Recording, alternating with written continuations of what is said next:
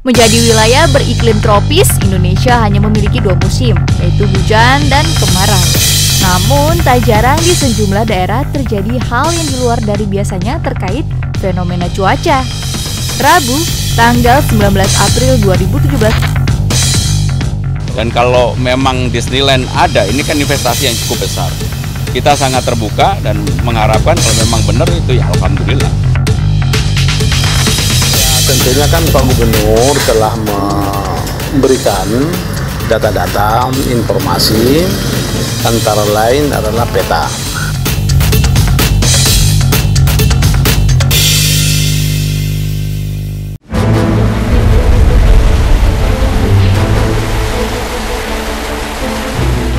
Menjadi wilayah beriklim tropis, Indonesia hanya memiliki 2 musim, yaitu hujan dan kemarau.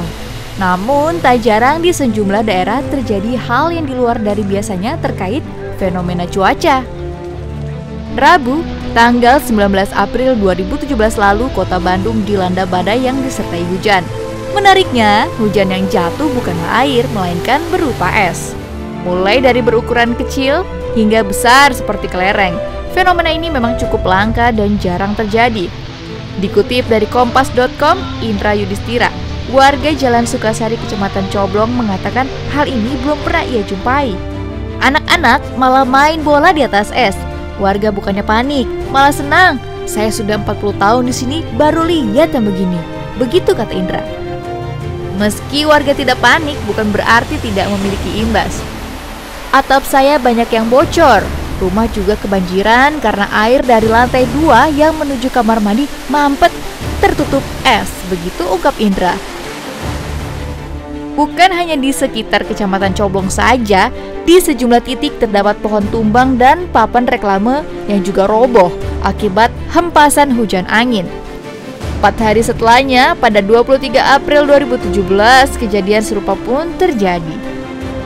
Pohon tumbang masih menjadi ancaman bagi masyarakat yang melintas ataupun kendaraan yang tengah parkir di bawah pepohonan. Juru bicara Basarnas Jawa Barat Joshua Banjarjohor pun memberikan himbauannya pada masyarakat agar terhindar dari robohnya bangunan tinggi. Juga jangan memarkirkan kendaraan di tempat konstruksi yang tidak kuat. Begitu ungkapnya. Lalu, apakah sama hujan salju dengan hujan es? Hari Tirto Jatmiko dari Badan Meteorologi, Klimatologi, dan Geofisika atau BMKG menjelaskan bahwa hujan es bisa terjadi di belahan dunia manapun, sementara salju hanya bisa terjadi di wilayah lintang tinggi lebih dari 23,5 derajat. Awan yang menyebabkan juga berbeda. Kalau hujan es disebabkan oleh awan cumulonimbus, salju disebabkan oleh awan nimbus stratus. Begitu penjelasan Hari. BMKG pun menyatakan fenomena hujan es atau disebut juga hail tidak berdampak merusak alam karena ini terjadi secara alami. Berbicara mengenai salju, badai disertai hujan salju terjadi pada bulan Maret 2017 di sejumlah negara bagian Amerika Serikat.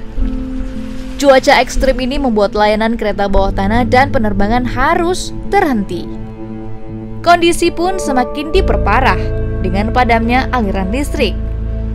Pemerintah menyiapkan peralatan untuk membersihkan salju dari jalan dan menyiapkan ribuan ton garam untuk mempercepat es mencair. Penaburan garam juga dilakukan secara mandiri oleh warga. Jalan yang licin membuat kendaraan sulit beroperasi, bahkan kecelakaan lalu lintas kerap terjadi. Untuk itu, warga diimbau untuk mengurangi aktivitas di luar rumah demi mengurangi resiko kecelakaan.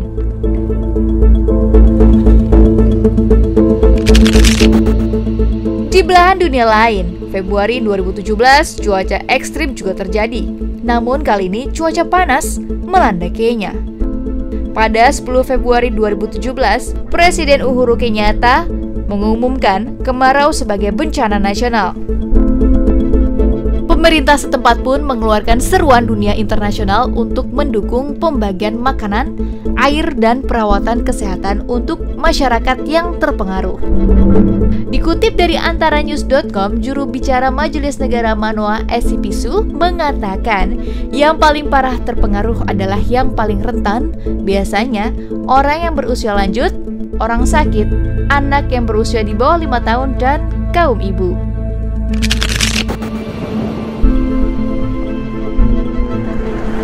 Januari 2017 silam, kebakaran hutan terburuk setelah 50 tahun terakhir melanda Chile. Api yang berkobar sulit dipadamkan karena adanya angin gelombang panas dan kemarau panjang.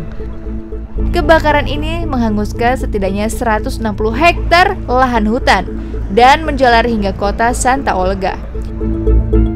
Api melalap kantor pos, taman kanak-kanak, dan sekitar 1.000 rumah.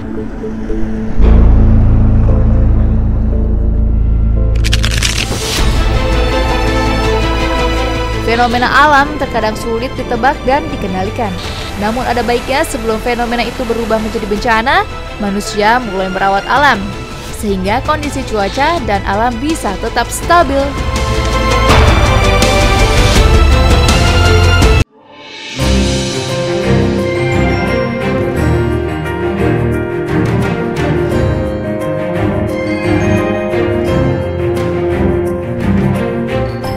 Disney di Indonesia patut berbahagia karena adanya pemberitaan pembangunan Disneyland di Boyolali, Jawa Tengah. Berita ini berawal dari pernyataan Bupati Boyolali, Seno Samodro, pada Kamis 13 April 2017 yang dimuat salah satu media cetak daerah. Tertulis, September Disneyland di Boyolali. Pembangunan Disneyland di Boyolali di depan mata. Wahana hiburan itu mulai dibangun 1 September mendatang di lahan seluas 100 hektar dengan nilai investasi sebesar 6 triliun rupiah. Sontak saja, kabar tersebut segera membanjiri pemberitaan media nasional dan berujung viral di media sosial. Berbagai tanggapan muncul. Ada yang sangat gembira, namun ada juga yang mencibir. Karena pada September 2015 lalu, berita pembangunan wahana hiburan Disneyland juga pernah berembus, yaitu di Libo, Bogor, Jawa Barat. Proyek ini didanai oleh pengusaha Haritanu Sudibyo dan pengusaha Amerika Donald Trump yang sekarang menjadi seorang nomor 1 di Amerika. Proyek ini direncanakan dibangun di kawasan Lido, Kecamatan Cigombong, Kabupaten Bogor, dengan lahan 200 hektar yang diakuisisi oleh MNC Group dari Bakri Group. Namun, PT Walt Disney mengklarifikasi berita mengenai rencana pembangunan Disneyland tersebut. PT Walt Disney tidak memiliki rencana untuk membangun Disneyland di Lido, Kecamatan Cigombong, Kabupaten Bogor, Indonesia. Demikian isi pernyataan yang dipublish oleh pihak Walt Disney Company. Theme park memang sedang direncanakan di Bogor, disalahartikan sebagai Disneyland. Disney tidak memiliki hubungan dengan proyek ini. PT Walt Disney tidak memiliki rencana untuk membangun Disneyland di Indonesia saat ini, ujar Arya Sunulingga, juru bicara MNC. Ia juga menegaskan bahwa proyek ini tidak bekerja sama dengan Disneyland. Sejauh ini belum ada kerjasama resmi dengan pihak Disneyland untuk membangun theme park di Bali dan Lido. Tapi tidak menutup kemungkinan bahwa di kemudian hari ada kerjasama itu. Begitu kata Arya Sinulinga. Hingga sekarang, pembangunan wahana bermain tersebut masih dalam proses pengerjaan. Telah tampak persiapan lahan untuk proyek ini. Semoga saja proyek ini segera terrealisasi dan bisa segera dinikmati masyarakat luas. Kembali lagi kepada pemberitaan pembangunan Disneyland di Boyolali. Dari pemberitaan ini, pihak istana pun melontarkan tanggapannya. Ya, Indonesia membuka secara luas terhadap investasi yang mempunyai multiplier efek kepada pembangunan daerah. Kalau kemudian memang Disneyland ataupun apapun yang akan dilakukan itu kemudian membawa perbaikan ekonomi bagi daerah, termasuk di Boyolali, dan kalau memang Disneyland ada, ini kan investasi yang cukup besar. Kita sangat terbuka dan mengharapkan kalau memang benar itu ya alhamdulillah.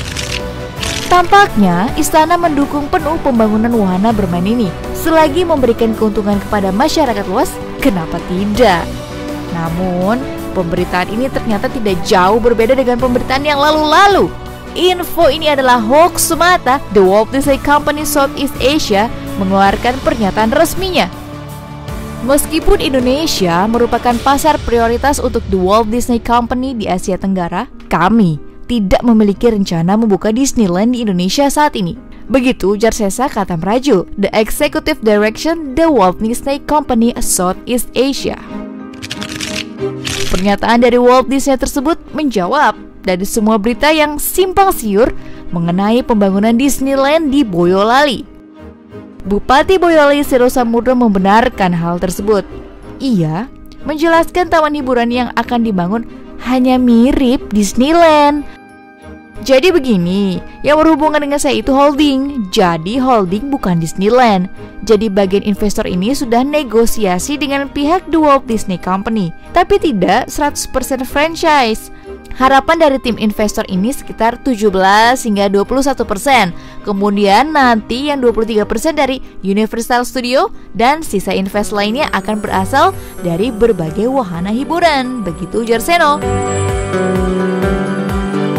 Saat ini sudah ada 3 Disneyland di Asia, Tokyo, Hong Kong, dan terakhir diresmikan adalah Disneyland yang ada di Shanghai, China.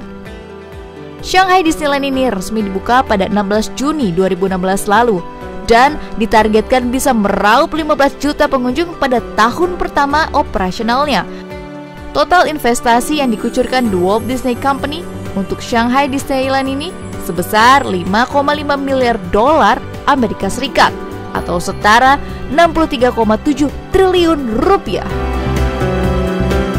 Tampaknya masyarakat Indonesia masih harus bersabar menikmati Disneyland di tanah air ya, dan menikmati taman hiburan yang ada sekarang. Kita masih punya The Jungle, Taman Mini Indonesia Indah, Dunia Fantasi yang ada di Ancol dan yang sekarang sedang populer yaitu Jatim Park 1 dan 2.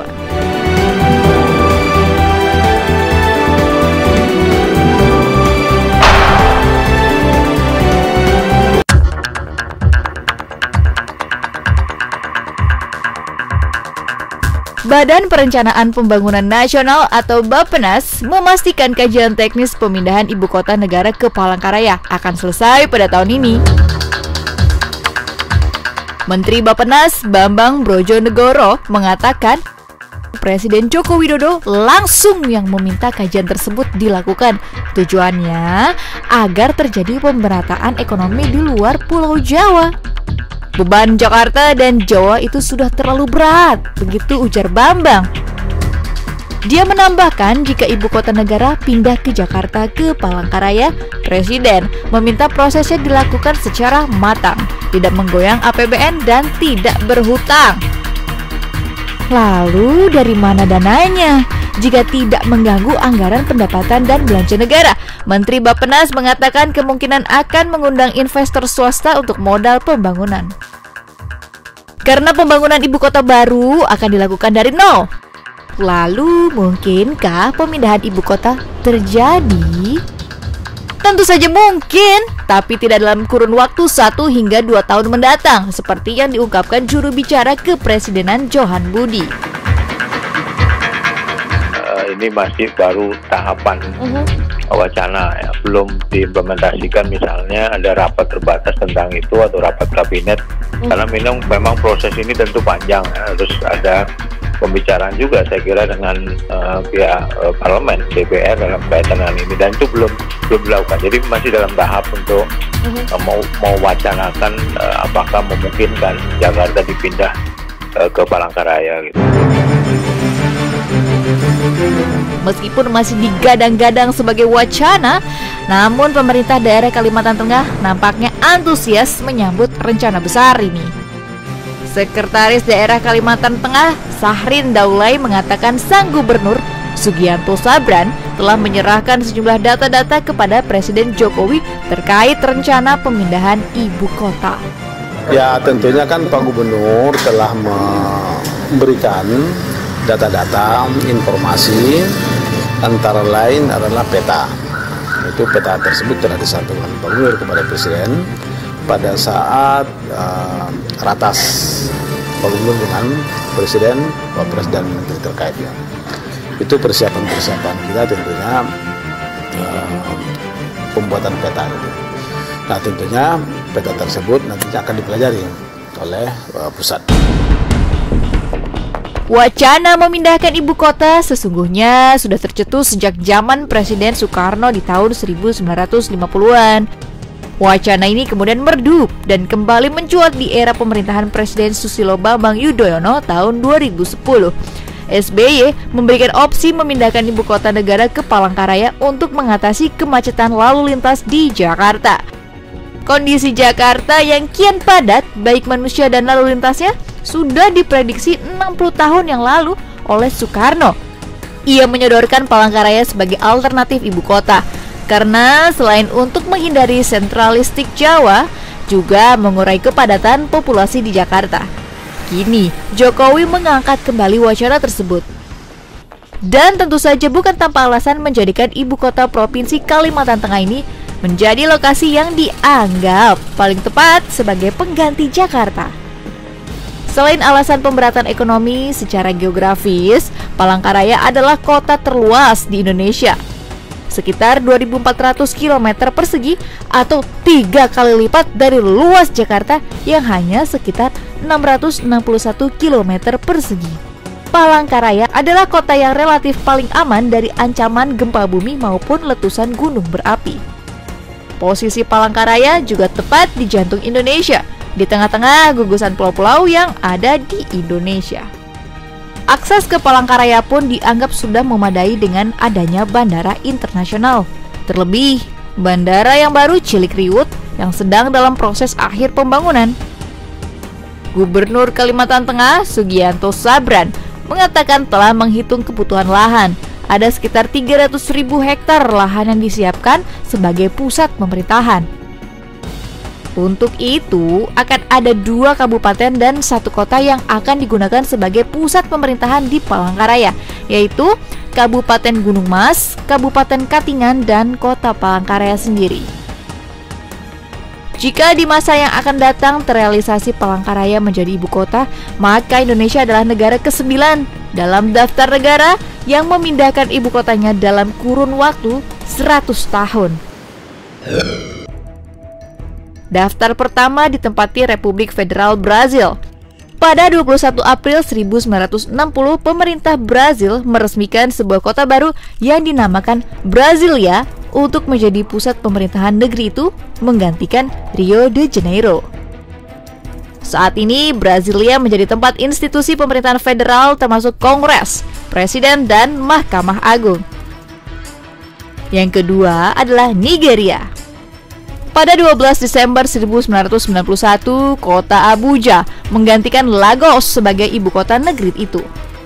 Hampir semua instansi pemerintahan seperti kompleks kepresidenan, gedung parlemen, Mahkamah Agung, serta sebagian besar kota berada di sisi selatan Gunung Batu itu. Menurut catatan PBB, kota ini tumbuh 139% antara tahun 2000 hingga 2010, menjadikan kota dengan perkembangan paling pesat di dunia. Lalu, ada Astana yang menggantikan Almaty sebagai ibu kota negara Kazakhstan. Perpindahan ini resmi pada tahun 1997, 5 tahun setelah Kazakhstan merdeka dari Uni Soviet di tahun 1992. Alasan pemindahan itu karena Almaty dianggap terlalu sempit, rawan gempa, serta berlokasi terlalu dekat dengan perbatasan negara lain. Negara yang memindahkan ibu kotanya yang juga rawan bencana seperti halnya Kazakhstan adalah Belize. Belize adalah sebuah negara di Amerika Utara. Tahun 1970, Belize memindahkan ibu kotanya ke Belmopan. Setelah ibu kota sebelumnya itu, Belize City hancur diterjang badai Hati pada tahun 1961. Yang kelima adalah Tanzania. Pada 1973, pemerintah Tanzania mulai memindahkan ibu kotanya dari kota pesisir dari Es Salam ke Dodoma yang berada di pedalaman. Namun hingga kini, rencana pemindahan itu macet, tak kunjung selesai. Negara Pantai Gading adalah negara ke-6 yang memindahkan ibu kotanya. Dari Abidjan ke Yamoussoukro pada tahun 1983. Namun, meski menyandang resmi status ibu kota, sebagian besar kegiatan perekonomian, instansi pemerintahan, dan kantor-kantor kedutaan asing masih bertahan di Abidjan. Yang ketujuh adalah Myanmar. Pemerintah Myanmar secara resmi memindahkan ibu kotanya ke Naypyidaw di tahun 2006. Meskipun pembangunan kota itu baru benar-benar selesai pada 2012. Alasan pemindahan ibu kota yang diketahui publik adalah karena relatif berada di tengah-tengah Myanmar hingga mudah menjangkau wilayah lainnya di negara tersebut. Alasan lainnya, Yangon, ibu kota lama sudah terlalu padat dan terlalu sempit untuk ekspansi di masa datang. Dan yang kedelapan adalah Pakistan yang memindahkan ibu kota negara dari Karachi ke Islamabad pada tahun 1959. Islamabad sendiri baru mulai dibangun pada 1961 sesuai master plan. Kota ini terbagi atas 8 zona yaitu administrasi, diplomatik, permukiman, pendidikan, industri, perdagangan, serta daerah pedesaan dan ruang terbuka hijau. Islamabad sudah masuk kategori kota global dan memiliki indeks pengembangan manusia tertinggi di Pakistan.